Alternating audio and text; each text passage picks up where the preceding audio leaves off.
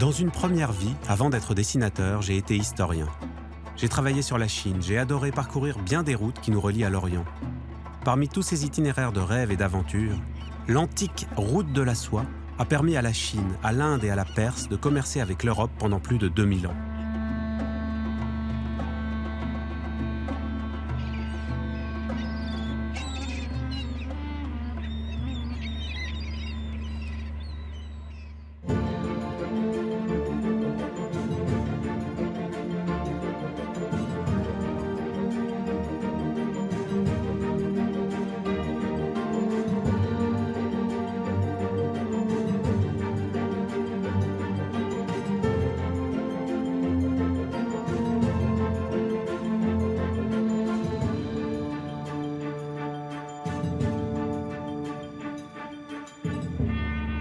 Un illustre Canadien a jadis eu cette remarque lumineuse.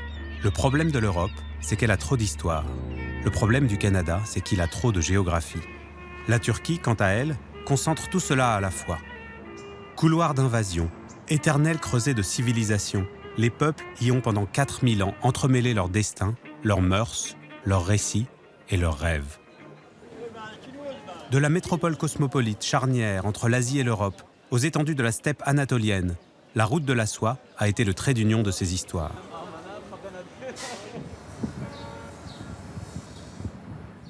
Rome, au IIe siècle avant notre ère. Constantinople, fondée par Constantin en l'an 330. L'Empire perse, puis l'Empire ottoman qui prend Istanbul en 1453, sont les enfants de cette filiation aux 1000 visages.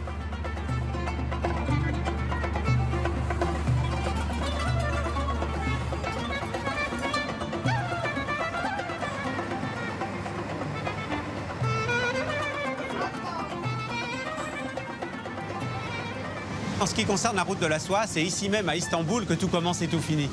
Pendant plus de 10 siècles, et finalement presque jusqu'à aujourd'hui, les routes en direction de l'Orient ont convergé vers cette ville. Istanbul, anciennement Constantinople, anciennement Byzance, et finalement aujourd'hui, au XXIe siècle, n'a rien perdu de sa dimension cosmopolite. Aujourd'hui, il n'y a pas que les fantômes de ces voyageurs passés, il y a encore toute cette vie qui reste attirée par cette grande puissance d'attraction de cet appel de l'Orient.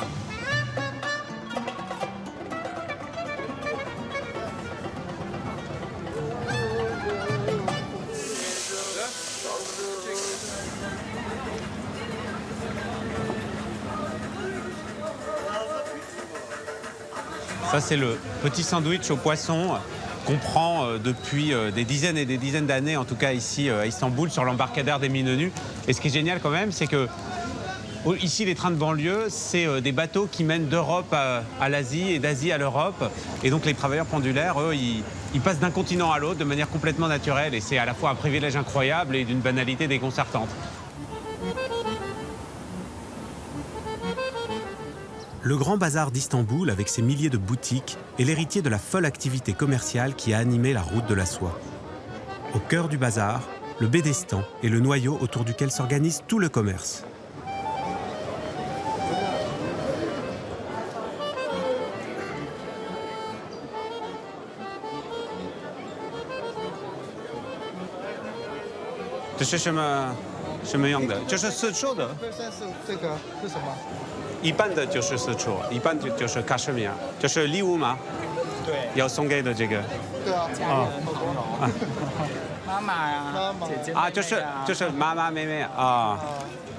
En fait, ils sont en train de choisir des foulards comme ça qui sont moitié soie, moitié cachemire pour la fête des mères. Comme quoi, je dirais que la synthèse culturelle s'est fait vraiment. C'est des Chinois de Pékin qui viennent en voyage à Istanbul pour faire du tourisme et qui ramènent des tissus en soie pour leur maman et qui négocient les prix.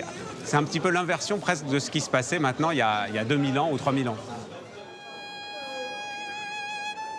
Même en enseignant l'architecture à l'université Mimar Sinan, Aykut Köksal n'en a jamais fini de découvrir de nouvelles traces de ce glorieux passé dans la cohue du marché d'aujourd'hui. Pour l'histoire du Grand Bazar, il faut commencer par le Bédestin. Maintenant, on est devant la porte du Bédestin. Que veut dire le Bédestin? Le Bédestin, c'est un marché couvert. Au commencement, ce n'était pas un grand marché couvert. Il y avait le Bédestin et il y avait des rues autour du Bédestin. Ces rues ont été couvertes par des couvertures en bois. Et bien sûr, le Grand Bazar s'agrandit et devient un bazar immense. Est-ce que c'était là l'aboutissement de toutes les caravanes de la route de la soie, avec justement les matières les plus précieuses? On parle de la soie, mais aussi des pierres précieuses, des rubis, de l'encens. Exactement, voilà.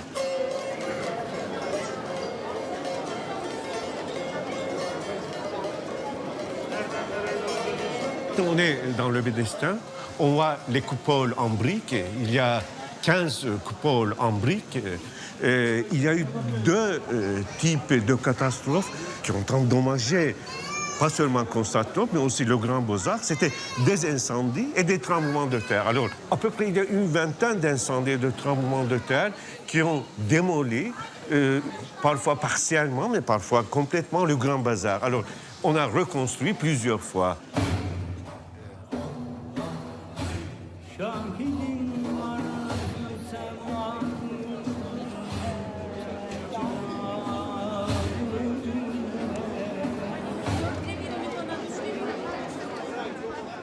Dans cette partie consacrée au tissu, en fait, on est sur les pas de gens qui l'ont emprunté pendant des milliers et des milliers d'années, cet axe. Oui, on est sur le macrosymbolos, sur le marché long.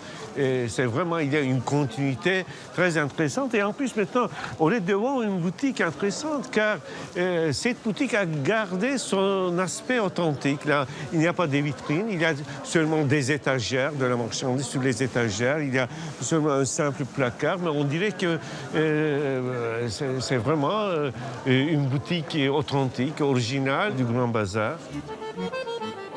C'est dans des boutiques comme celle-ci que s'est initié un goût, une toquade, une folie qui a perduré pendant des siècles et des siècles. Dès l'époque romaine, les grandes familles étaient prêtes à se ruiner pour se procurer ce tissu aérien et mystérieux, la soie. Rareté, fantasme, superflu, besoin irrépressible de se distinguer, la route de la soie est née d'un des premiers effets de mode international.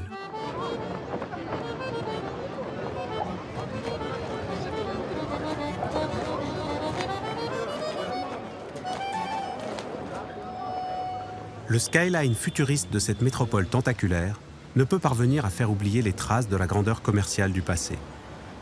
Comme tous les grands caravansérails de la route de la soie, le Sultan Valide Khan était une véritable forteresse. Pour protéger les trésors qui avaient parcouru d'une étape à l'autre les milliers de kilomètres de steppes, de montagnes et de déserts, il fallait construire ces immenses bâtiments jusqu'au cœur de la ville. Il faut imaginer ce campement en pleine ville, ces cris échangés dans toutes les langues de l'Orient. Les musulmans sunnites, chiites, les alévis, les chrétiens et les juifs, les magiciens chinois se côtoyant à la lueur des feux.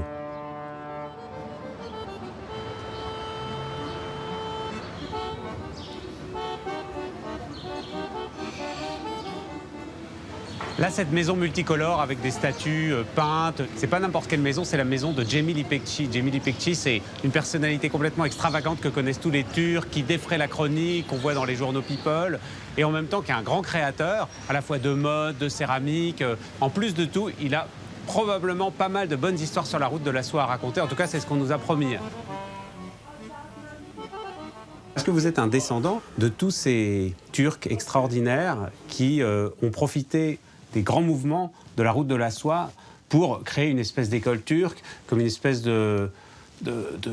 d'apogée des différents arts au croisé de l'art persan, de l'Europe. Oui. Est-ce que vous vous sentez l'héritier de ça, en fait? Et d'abord, je souhaite dire une seule chose. Je ne suis jamais influencé par les Europes. Jamais. Parce que les Europes influencés par l'Anatolie, par l'Asie. Même les temps de Renaissance, tous les dessins, ça vient d'ici. Même les tissus, ça vient d'ici aussi. Même les temps de Napoléon, c'était très à la mode de mettre les turbans en soie.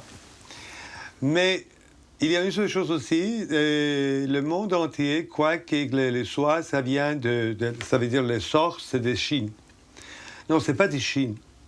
Les soies, les sources, c'est de Mésopotamie. Le sud-est anatolien, oui. À l'est de la Turquie. Oui, parce que cet arbre, je ne sais pas comment on dit en français cet arbre. Le mûrier. Oui, c'était les sources de cet arbre, c'était là-bas. Ah, donc au départ, cette découverte chinoise, on a l'impression que ça vient de la Chine. Selon vous, du coup, c'est les Chinois qui ont piqué le murier. Ils ont appris comment les faire les soies, mais les sources de soie, ça devient de Mésopotamie. Ça, il ne faut pas oublier, tout le monde croit que ça vient de Chine. C'est un très ancien soie, de presque 150 ans de Konya. Fait à la main, c'était pas pour les femmes n'étaient pas pour les... C'était comme le ceinture. D'accord. Était là. Et pour une seule chose, le soie, quand vous brûlez, regardez, ça sent comme si vous brûlez votre cheveux. On sent que c'est organique, comme vous disiez. C'est pas, il y a quelque chose, rien de synthétique. Ouais. Et est-ce que vous savez que le Sénat romain avait interdit la soie parce que c'était beaucoup trop pornographique? Ils ont fait des lois contre la soie, à la fois parce que les gens dépensaient trop d'argent et qu'il fallait un petit peu garder l'argent à l'intérieur de l'Empire, parce que tout l'argent partait sur les routes de la soie vers la Chine, mais et aussi parce qu'il y avait des raisons de mœurs. Et on voit vraiment pourquoi beaucoup de gens trouvent que c'est un tissu obscène, on voit tout au travers.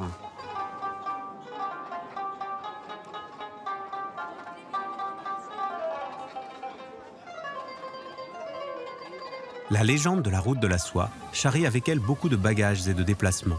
Mais cette ville a peut-être connu, décidée en 330 par l'empereur Constantin, le plus grand déménagement de l'histoire, celui d'un empire tout entier.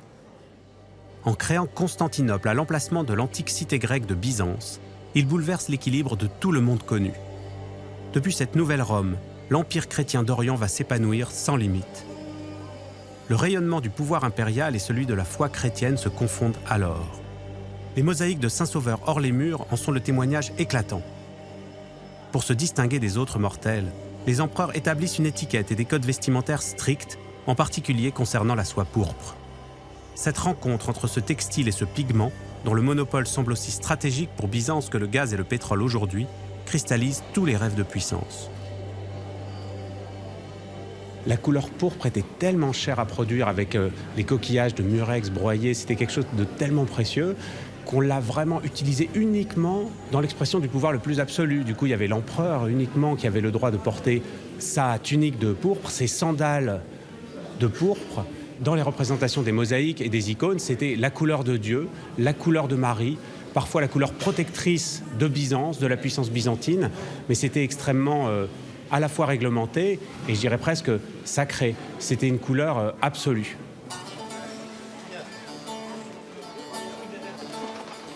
Depuis la fondation chrétienne en 1936 par l'apôtre André, c'était un centre religieux important, ça a un statut de ville sainte, mais évidemment après la fondation véritable de la ville par Constantin, ça devient un endroit où convergent tous les pèlerins et les routes caravanières de la route de la soie vont véhiculer tous ces produits, toute cette pensée religieuse et évidemment autant de contrefaçons peut-être qu'aujourd'hui. À part que c'était pas des baskets à scratch ou c'était pas le dernier jean à la mode, là on parlait de contrefaçons de reliques, des contrefaçons d'icônes. Alors c'est comme ça qu'on pouvait trouver, vendu à travers les différents comptoirs de la route de la soie, 15 clavicules de Sainte-Thècle, 12 mâchoires de Saint-Jérôme, qui étaient punis d'ailleurs de manière aussi sévère qu'aujourd'hui, lorsque on inspecte les containers qui sortent des cargos et qu'on trouve des sacs entiers de ces contrefaçons fabriquées en Asie.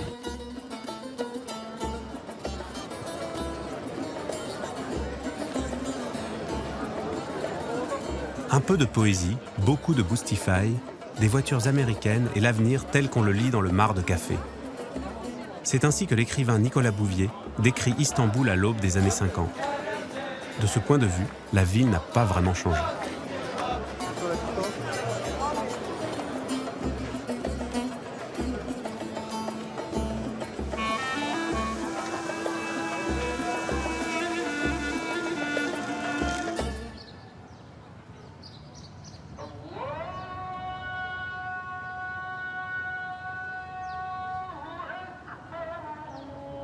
Quand on franchit cette porte, on rentre dans un univers qui a été très très longtemps fermé, extrêmement mystérieux, et c'est le grand palais de Topkapı, le grand palais des sultans, qui a été construit par Mehmed Pacha au moment de la prise de Constantinople, et dans lesquels en fait des générations et des générations d'empereurs, de sultans ottomans vont diriger tout l'empire. C'est un endroit où on pouvait très peu pénétrer. Plus on avance d'une cour à l'autre, plus on franchit les portes à l'intérieur du palais, plus on s'enfonce dans quelque chose d'interdit et à la fois de très luxueux, de très opulent, jusqu'au bout de cette pointe qui domine le Bosphore, où il y a le harem. Haram, ça veut dire interdit. Et à partir de là, finalement, sans tellement bouger de leur énorme divan de soie, ces sultans vont gouverner le monde et rayonner intellectuellement jusqu'aux confins de l'Europe.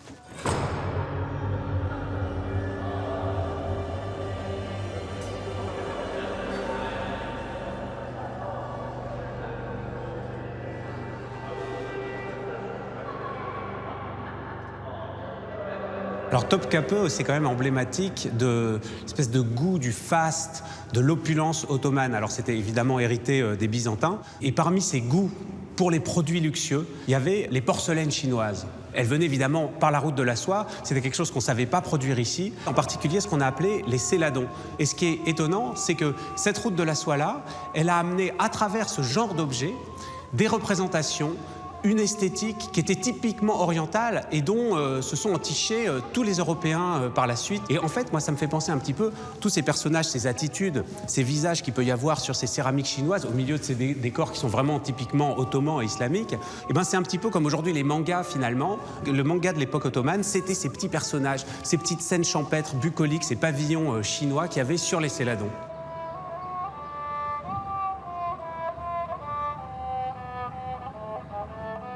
Presque géographiquement finalement, quand on est à la pointe du palais de Topkapı comme ça, entouré d'un côté de la Corne d'Or qui vient de la rive européenne, du Bosphore de l'autre côté, sur le même site de l'ancienne Byzance, eh ben on est vraiment à l'aboutissement de la route de la soie, l'aboutissement de ces produits, ces rêves, de ces manières de penser. Et c'est à partir d'ici que seront ventilées toutes ces valeurs, tous ces produits, tous ces rêves, à travers l'Europe, à travers les grandes cours royales. Traverser le Bosphore avec ses points de vue qui ont ému les plus endurcis des voyageurs, c'est se jouer de la géographie. Il est ainsi normal de se réveiller en Europe et d'aller boire son café en Asie, puis de retourner sur l'autre rive retrouver des amis. Là, derrière ces embouteillages, au bout de la rue, il y a un vieux village asiatique, comme on est sur la rive asiatique. C'est Kuzguncuk. C'est pas complètement au centre, c'est un petit village périphérique, mais qui est maintenant complètement intégré dans Istanbul, et où il y avait beaucoup de minorités, en fait, à l'époque ottomane. Et c'est un faubourg qui a gardé énormément de ces vieilles maisons en bois, qui n'ont pas été détruites par les tremblements de terre, qui n'ont pas été détruites par le feu, ce qui est très, très rare. Il y avait beaucoup de juifs, il y avait beaucoup de grecs. Là, on a une église grecque assez ancienne. Et c'est resté encore avec cet esprit un petit peu en marge de l'agglomération. Et aujourd'hui, ça s'est transformé en genre de Greenwich Village stambouliote, en tout cas de la rive asiatique, où il y a beaucoup d'artistes, de cinéastes qui sont installés là. Et c'est très, très agréable parce qu'il y a beaucoup d'arbres. D'ailleurs, c'est quelque chose qu'on doit aux Turcs et aux Ottomans, c'est les platanes. Nos bons vieux platanes du sud-ouest de la France viennent d'Istanbul.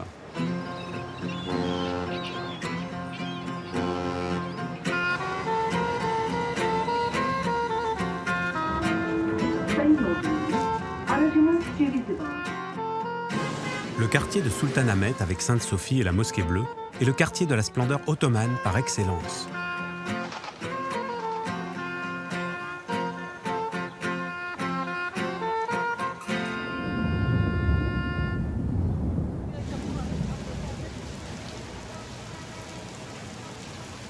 Manifestement, je crois que c'est l'heure d'aller rendre hommage à une découverte la plus révolutionnaire probablement de la route de la soie. Et là, je ne parle pas du tout de textile, de pierres précieuses, de toutes ces richesses faramineuses qui ont transité sur cette route commerciale, mais peut-être d'une chose plus modeste, mais qui a sans doute bâti des fortunes encore plus immenses que tous ces biens de luxe, c'est le ravioli.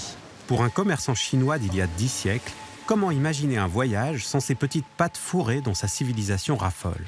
Alors, bien sûr, quand ces manto s'acclimatent chez les Turcs, devenus mante, plus petites et plus délicates, ils s'agrémentent de yaourts, contribution des nomades de la steppe.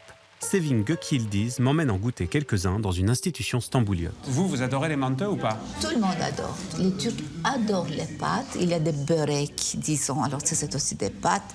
Mais mantı, c'est autre chose. Alors, on aime beaucoup yogourt. Vous savez, yogourt, ça aussi, c'est quelque chose qui nous est venu de l'Asie centrale.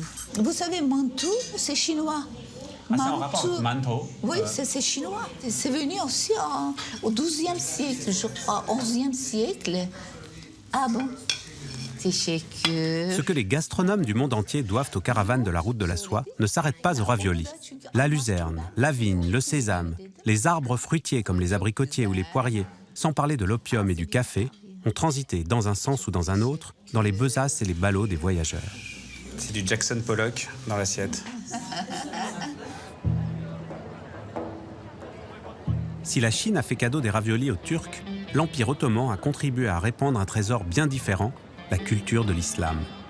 Le long des caravanes, religion nomade par excellence, l'islam se diffuse vers l'Est, au pas des chameaux, par le commerce autant que par la conquête. Quand Constantinople est enfin conquise par le sultan Mehmet II, un jour du printemps 1453, son destin bascule de nouveau. En épousant la culture byzantine, l'islam des sultans accroît encore son prestige. Lorsque 100 ans plus tard, Soliman le Magnifique commande l'érection de la mosquée qui porte son nom, c'est l'expression de son pouvoir religieux autant que de son pouvoir impérial.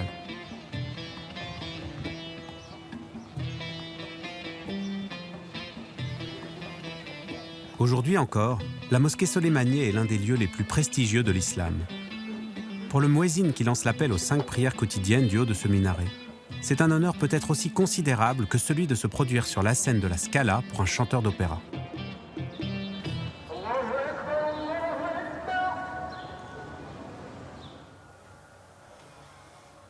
أشهد أن محمدًا رسول الله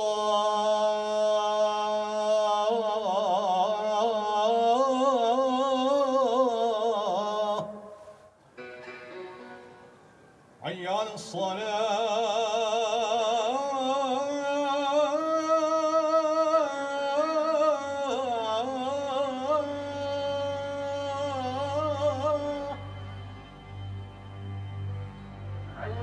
حي على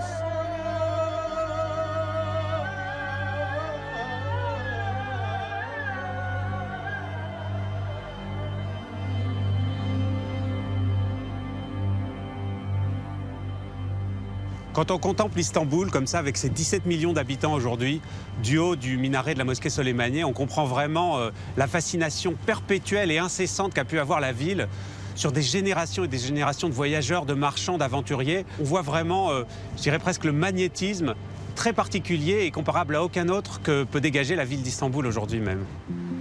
Le secret de l'alchimie qui a présidé à cette croisée des mondes, c'est quelques milliers de kilomètres plus à l'est, du côté de la ville mythique de Konya, que l'on doit partir à sa recherche.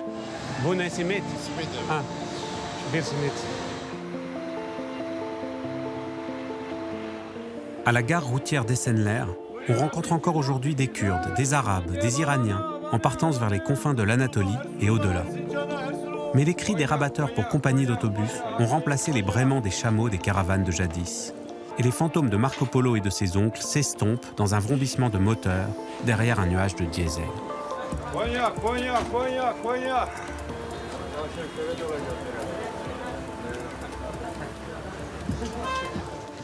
On sait bien parce qu'en fait, pour tous les voyages, les grands voyages surtout, moi j'ai toujours plein de talismans à moi, d'amulettes, etc. Mais on n'est jamais trop sûr. Et là, c'est le Nazar Boncuk en fait qui est utilisé dans toute la Turquie, mais on la trouve aussi dans la Méditerranée. C'est l'œil bleu comme ça, porte-bonheur. Ce qu'on donne aussi en babiole en souvenir. Mais tout le monde a ça, surtout dans les voitures. C'est un peu le Saint-Christophe turc. Donc on en aura besoin parce que c'est quand même un long voyage avec des routes pas forcément terribles. Donc il faut s'entourer de magie.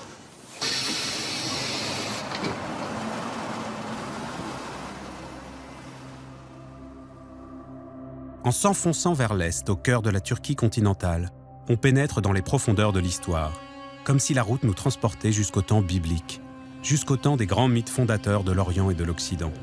Les héros de l'Antiquité ont chassé dans ces montagnes l'ours et le loup. Alexandre le Grand a bivouaqué sous ces chênes, et c'est au creux des anfractuosités bizarres creusées dans la roche que les apôtres du Christ ont trouvé un abri. Lorsqu'un matin du XIe siècle, les hordes de cavaliers turcs tout droit venus d'Asie centrale déferlèrent sur la steppe, les habitants n'y virent peut-être que le passage d'un envahisseur de plus.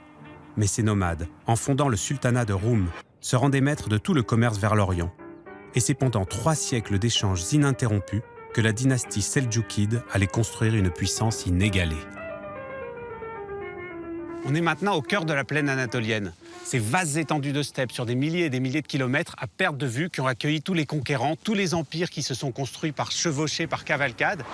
On est vraiment aussi au cœur de la route de la soie.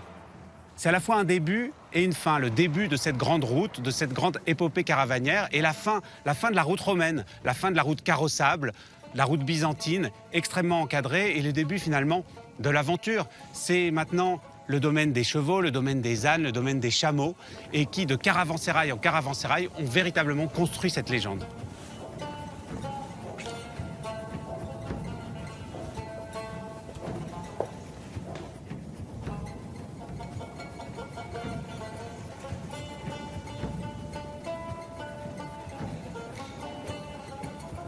Le principe du caravansérail, c'est une hôtellerie pour les voyageurs de commerce.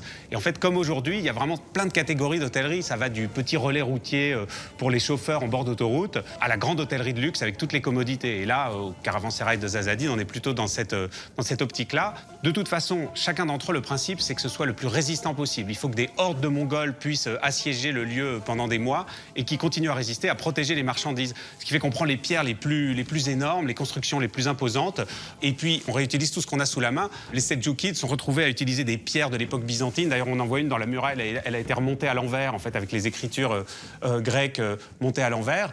Donc, avant tout, il s'agissait vraiment de construire quelque chose à l'usage des marchands, pour les attirer, pour les protéger. C'était des véritables basiliques du commerce, en fait. Imaginez dehors le vent glacial de l'hiver anatolien qui fouette la muraille. L'odeur de la toison épaisse des chameaux de Bactriane envahit les alcôves, tandis que sur les braseros fument les samovars. Dans la pénombre des entrepôts où s'entassent ballots et paniers, les chats font la chasse aux souris, comme dans les cales d'une arche de Noé posée sur la steppe. Pour le pacha de la région, il est primordial que son réseau de caravansérail inspire la confiance. Les hommes en armes, ces solides colosses arméniens qui souvent servent d'escorte à la caravane, doivent dissuader les pillards. 100 à 150 kilos de marchandises par chameau, autant de convoitises pour les voleurs de grands chemins. Mais comme si tout cela ne suffisait pas à tranquilliser le voyageur, les pachas s'engagent à rembourser la valeur des marchandises détroussées. Au même moment où les Lombards et les Génois inventaient la banque, les Turcs de la Grande Steppe inventaient l'assurance.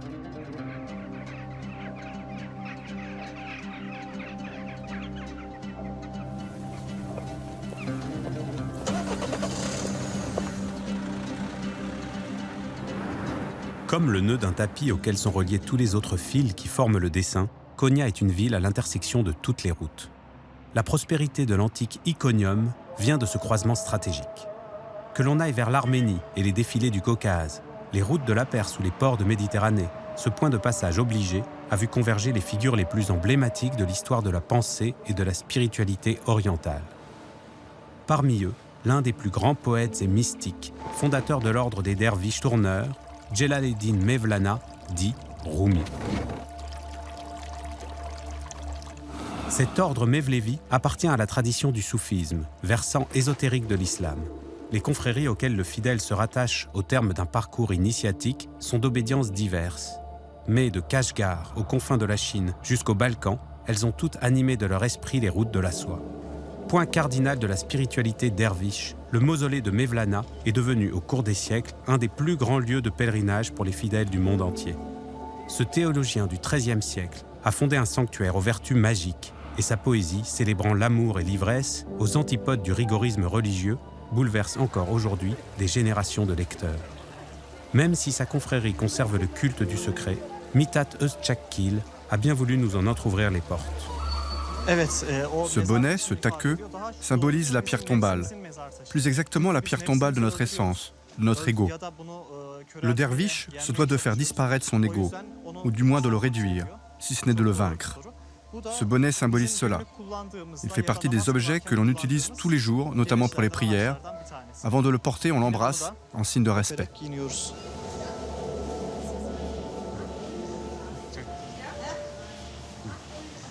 Çok güzel.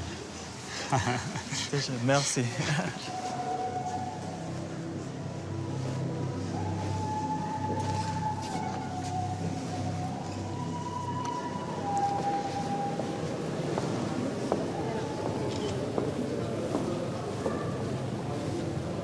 J'ai compris que vous apparteniez à une tradition de dervishisme, que votre père était derviche, que votre grand-père était derviche. Du coup, vous, naturellement, vous avez été entraîné vers cette tradition-là. Mais est-ce que, en tant qu'individu, si vous n'aviez pas eu cet héritage, vous auriez été, à travers tous ces processus d'initiation, jusqu'à cette étape dans laquelle vous êtes maintenant? Je me considère comme très chanceux. Heureusement que je viens d'une famille comme celle-ci.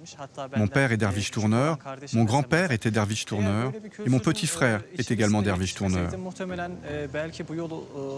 Si je n'avais pas grandi dans cette culture, sans nul doute, je n'aurais pas choisi cette voie. J'ai de la chance, car on m'a mis sur ce chemin. Mon but est de servir cette culture et de la transmettre aux futures générations. Bunu ileriki nesillere taşımak olacaktır.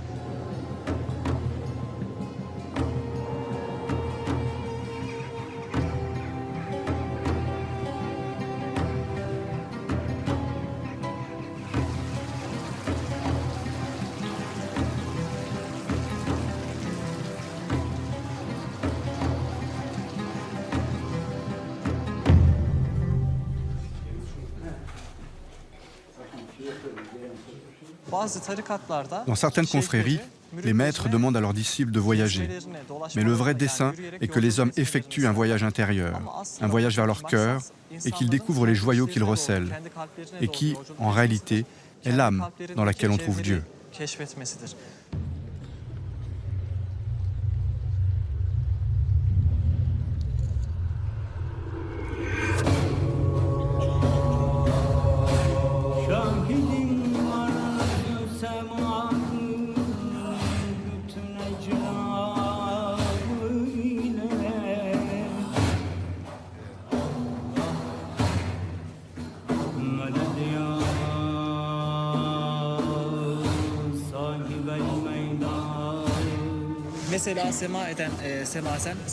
Le derviche qui réalise le Sema tend son bras droit vers le haut et ferme son bras gauche. Nous redistribuons aux hommes la synergie, la prospérité et les bénédictions que nous recevons de Dieu du côté droit.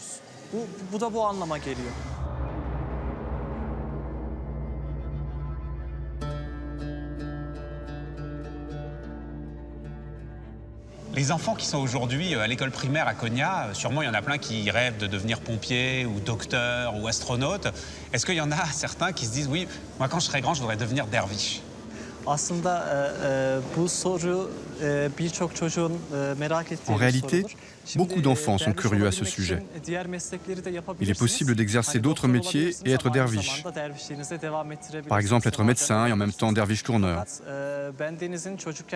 Moi, quand j'étais petit, je disais que j'allais être derviche. Je ne disais pas que j'allais être médecin ou encore ingénieur. Je disais à tout le monde, je veux être derviche tourneur.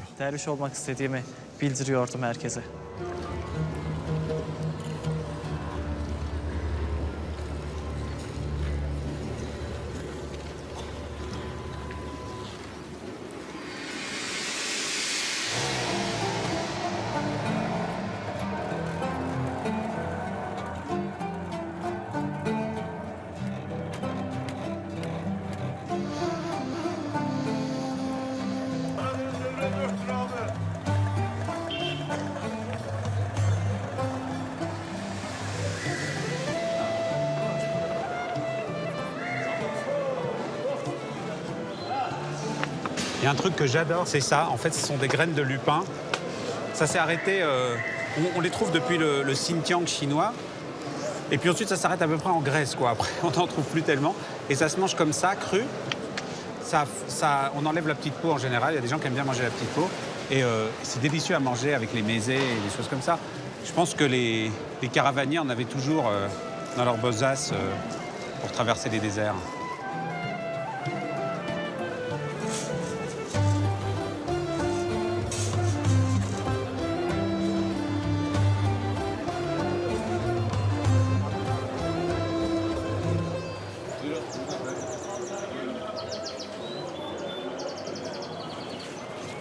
La grande halle aux légumes de Konya, elle existe depuis très longtemps. Ils l'ont réaménagée, évidemment, mais depuis toujours sur la route de la soie. Ce qui compte dans les halles aux légumes, mais on le trouvera un petit peu partout, c'est la présentation qui est ultra soignée. Mais là, carrément, cet étalage, on dirait une revue à Copacabana avec des danseuses. Chaque fruit et chaque légume est un personnage du grand carnaval. Regardez, d'ailleurs, il n'y a pas seulement les légumes qui sont déguisés. Je pense que tout est bon pour séduire la clientèle. C'est vraiment chouette parce qu'on trouve des oignons de tulipes de différentes sortes ici. Et en fait, ça fait très longtemps qu'on cultive et on commercialise les tulipes, notamment à Konya. mais c'est vraiment typiquement un apport de la route de la soie. Au XVIe siècle, en Europe, on ne connaissait pas les tulipes et on les a découvertes. En fait, je crois que c'était un ambassadeur du Saint-Empire romain germanique qui était à la cour de Soliman. Soliman lui a offert un oignon de tulipe qu'il a ramené en Europe. Ça a été une vogue hallucinante, ce qui fait qu'au tournant du XVIIe, ça se négociait. Pour 1000 pièces d'or, on avait un oignon de tulipe. C'était une chose d'une rareté hallucinante. On a du mal à croire ça aujourd'hui.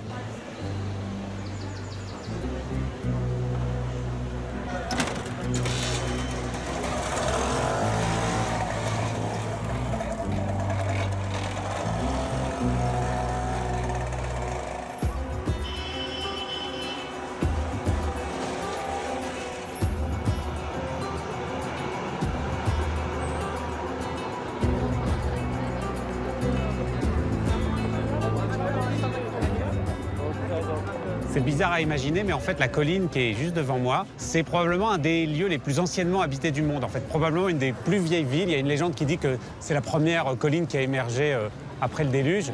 En fait, aujourd'hui, c'est un parc très bien jardiné, avec des petites plantations, des bancs tout neufs. Finalement, il y a eu des couches et des couches de population qui se sont superposées au gré des invasions qui ont déferlé sur la steppe.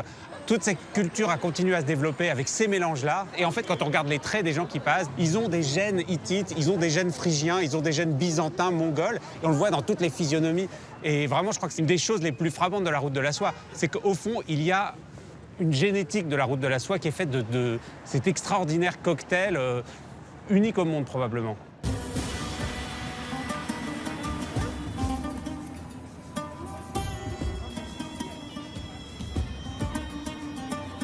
Dans leur palais de basalte, à travers les vapeurs de leur hammam et de leur narguilé, les sultans seldjoukides n'ont jamais oublié les vastes étendues que leurs ancêtres parcouraient, chevaux écumants et cravaches au vent.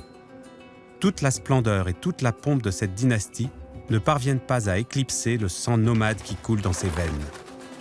Les symboles princiers, le goût pour la synthèse des imaginaires de la route de la soie, tout rappelle leurs origines d'Asie centrale, jusqu'aux façades de ses plus belles mosquées, prenant pour modèle la tente royale tissée de poils de chèvre.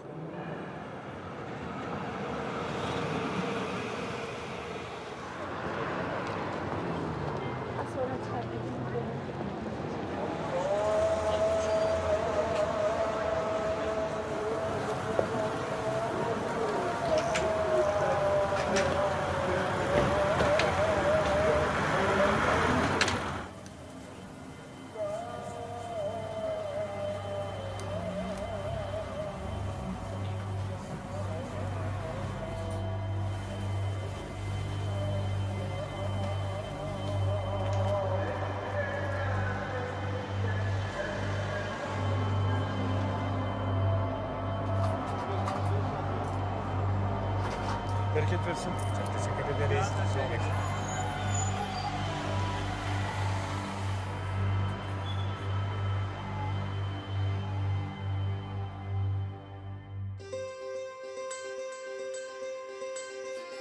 Lorsque l'on quitte Konya en direction d'Akşehir, on entre dans un monde que la morsure du temps ne semble jamais avoir entamé.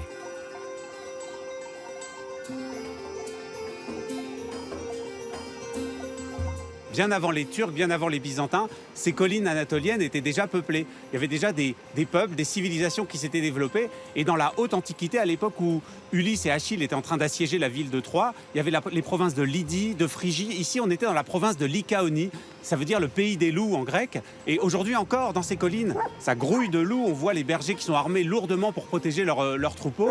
Finalement, ces civilisations-là, qui sont un petit peu oubliées, sont quand même passées complètement dans notre imaginaire collectif depuis cette haute antiquité. Par exemple, c'est dans un petit ruisseau comme celui-ci que le roi Midas, qui avait pactisé avec Dionysos et qui avait eu tout d'un coup cette malédiction de transformer en or tout ce qui touchait, et du coup il ne pouvait plus manger, il ne pouvait plus vivre, a renégocié avec Dionysos, lui a demandé de le libérer de ce sort. Il est allé se laver les mains dans cette rivière. Dionysos l'a dit, va te laver les mains. Cette rivière qui s'appelait le Pactole, qui est rentrée comme un mot dans notre vocabulaire. Et ensuite, c'est aussi à l'origine d'une autre fortune et d'une grande célébrité, je dirais quasiment mythique, la fortune du roi Crésus, parce que le Pactole passait aussi à travers la Phrygie, dont Crésus était le roi. Et en fait, les paillettes d'or qu'on a retrouvées dans ces différents fleuves assez aurifères ont été à l'origine, dit-on, de cette immense fortune de Crésus.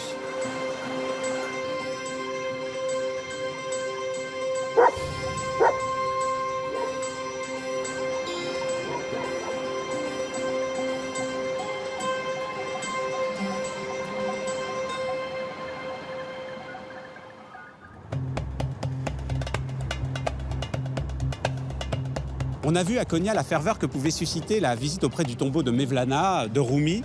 Mais ici, à Akşehir, à plus de 100 km de cette ville, dans la plaine anatolienne, il y a un autre tombeau, une autre sépulture d'une personnalité peut-être encore plus célèbre sur la route de la soie que Rumi, le tombeau de Nasreddin Hoxha. Alors Nasreddin Hoxha, c'est pas n'importe quel personnage, c'est une superstar de la culture populaire. Et ça va de Tunisie jusqu'aux confins de l'Afghanistan, jusqu'en Chine. Tout le long de la route de la soie, on raconte les histoires, la légende de Nasreddin Hoxha. Nasreddin Hoxha, c'est un vrai personnage contemporain de Rumi. Il a vécu au XIIIe siècle, c'était une espèce d'imam fantaisiste. Et en fait, aujourd'hui, c'est vraiment l'image du fou et du sage à la fois. Il monte son âne à l'envers et il fait tout à l'envers, Nasreddin Hoxha. Il s'oppose aux puissants et chacune de ses anecdotes est à la fois une petite leçon de sagesse. On a l'impression qu'il est très bête, mais finalement, il y a toujours quelque chose à tirer de cet enseignement.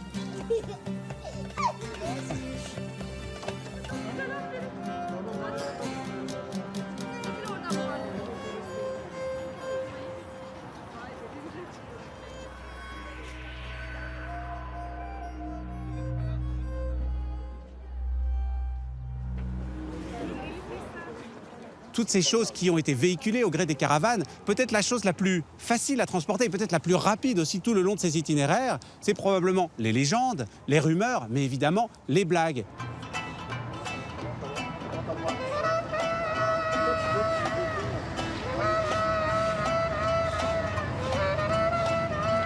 Ces histoires drôles qu'on écoutait dans les caravansérails au coin du feu, elles ont vécu jusqu'aujourd'hui. Aujourd'hui encore, on publie des petites bandes dessinées, on fait des dessins animés, on rigole des blagues de Nasreddin Hoxha et d'ailleurs la ferveur autour de cette sépulture à Akşehir ne se dément jamais.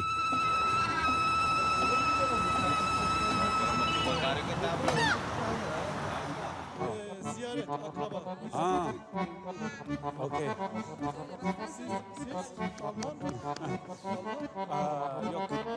En des époques de guerres et de larmes, quand la route semble devenir amère, il est bon pour le voyageur de se souvenir des mots de Jalal el-Din Rumi.